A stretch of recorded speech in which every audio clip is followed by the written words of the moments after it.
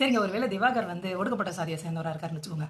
இப்போ இவ்வளோ நடந்திருக்கல அவரை சுற்றி ஒவ்வொரு யூடியூபர் வந்து பேட்டி எடுக்கிறேன்னு சொல்லி அவரை ட்ரோல் பண்ணது எல்லாத்துக்கும் சேர்த்து ஒரு 50 பேர்த்த உள்ள தள்ளலாமா? பிசிஆர் சட்டத்தின் கீழே வாய்ப்பு இருக்கா?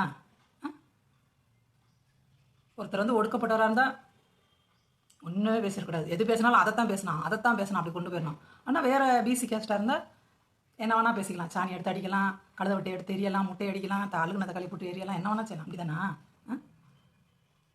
அந்த பையனுக்கு தெரியல, அவ்வளோதான் நான் சொல்லுவேன். அவன் அழகாக கேஸ் ஒரு 4 பேர் மேலே கொடுத்தானாலே எல்லாரும் ஒடுங்கிடுவாங்க.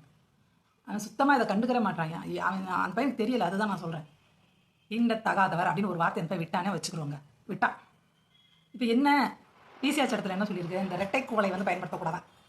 ரெட்டை கோலை பயன்படுத்தக்கூடாதான். இந்த சாதிக்கு ஒரு கிளாஸ், இந்த சாதிக்கு ஒரு கிளாஸ், சரிங்களா?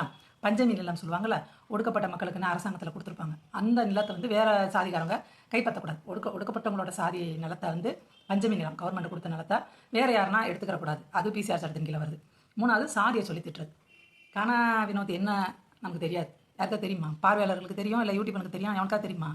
யாருக்குமே தெரியாது. நீங்களா அவர் இந்த ஒடுக்கப்பட்ட குரூப்பில் இருப்பார் அப்படின்னு நீங்களா கற்பனை பண்ணிக்கிறீங்க. அவர் வாயால் சொன்னால் தான் அவர் என்னன்னு தெரியும். அவர் வந்து திவாகர்கிட்ட தன்னோட கேஸ்ட்டை சொல்லியிருக்காரா? திவாகருக்கு கானா வினோத் என்ன கேஸ்ட்டுன்னு தெரியுமா? இதெல்லாம் நமக்கு ஒன்றுமே தெரியாது. சும்மா அடிச்சு விட்றதா? சாதி வெறியன் முத்திரையை ஊற்றுறதா? இது வந்து எல்லாருக்கும் ஆபத்து. இது மற்ற எல்லா பிசி கேஸில் இருக்கிற எல்லாருமே இதை வந்து ஒரு இதாக நினச்சாதான் எவனோ ஒருத்தன் அடி வாங்குறான், நமக்கு என்ன, நம்ம இதில் மாட்ட போகிறோம் அப்படி நினைக்கவே கூடாது. இது இன்றைக்கி இப்படி சாதாரணமாக தெரிகிற விஷயம் அப்படியே வேறு மாதிரி ஆகிடும். அப்புறம் நமக்கே ஒருத்தன் ஒடுக்கப்பட்டதுலேருந்து பணம் தரணும்னு வச்சுக்கோங்க. இல்லை வந்து நம்ம வீட்டு பொம்பளைகளுக்கு உடச்சி கொடுக்குறேன்னு வச்சுங்க. ஏதாவது ஒன்று நம்ம எதிர் நடவடிக்கை எடுத்தோம்னா நம்ம எல்லாத்துக்கும் உள்ளே போட்டுருவாங்க. ஈஸியாக நீங்கள் ரெட்டை கோவலைக்குள்ளேயும் வரமாட்டீங்க, பஞ்சமி நிலத்தை அபேஸ் பண்ணதுலேயும் வரமாட்டீங்க. ஆனால் சாதியை சொல்லி திட்டினீங்கன்னு வருவீங்க. ஜாக்கிரதையாக இருந்துக்கோங்க. இன்றைக்கி திவாகருக்கு நடக்கிறது நாளைக்கு யாருக்கு வேணால் நடக்கும். திவாகர்கிட்ட உருப்படியாக பேட்டி கேட்குறதுக்கு ஆளுகளே கிடையாது.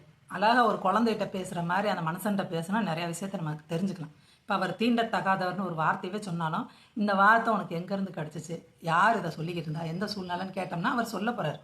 கண்டிப்பாக அவர்கிட்ட இருந்து ஒன்னொன்றுக்கும் பதில் இருக்கும். கேட்குற மாதிரி கேட்டால் கண்டிப்பாக கிடைக்கும். என் தகுதி இல்லை, நீ தகுதி இல்லைன்றா அது அவரை எத்தனை பேர் பேசியிருப்பாங்க. அவர் மற்றவங்க பேசுனதை அவர் வாங்கிக்கிட்டு திருப்பி பேசுகிறாரு. அவ்வளோதான். ஒருத்தன் பிசி கேஸ்ட் ஆகிட்டான்றதுக்காண்டி அவனை போட்டு அமுக்காதீங்க, தயவுசெய்து சாதியை வச்சு அமுக்காதீங்க. 2 நாளைக்கு முன்னாடி ஃபேஸ்புக்கில் ஒரு வீடியோ பார்த்தேன். ஸ்கூல் பசங்க அப்படி சுற்றி செல்ஃபி எடுக்கிறாங்க. அவ்வளோ சந்தோஷப்படுறாங்க திவாகரை பார்த்தா. எல்லாத்தையும் சொல்லி நான் டாக்டர் வரலையோ இங்கே வரதே கிடையாது. அது சாதி சார்ந்து பேசுறது, அதுக்கப்புறம் அந்த நடிகர்களை இழிவாக பேசுறது. சூர்யா திவாகர் பிசியோதெரபி சென்டர் வச்சுருப்பாப்புல, அங்கேயே போய் அவருக்கு எதிராக மக்கள் பேசிக்கிற மாதிரி ஒரு வீடியோ வந்து பையன் ரெடி பண்ணியிருக்கான். நல்லா வேலை பண்ணுறாங்க. இந்த வீடியோ இப்போ போட்டு ஒரு மணி நேரம் தான் ஆகுது.